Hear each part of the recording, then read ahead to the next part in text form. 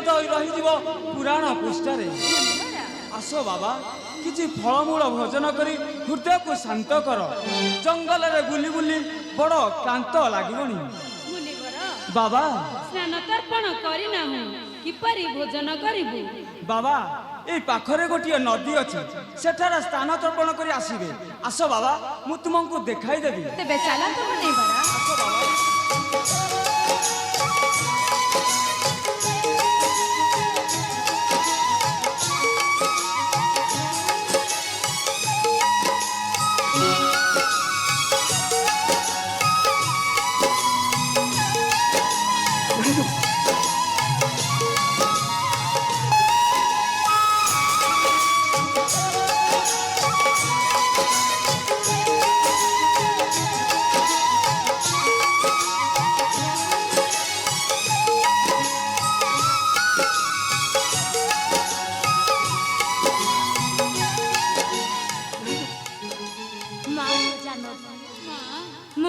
प्रतिभक्ति देखी अत्यंत प्रीत रे माँ, अत्यंत प्रीत माँ जानकी।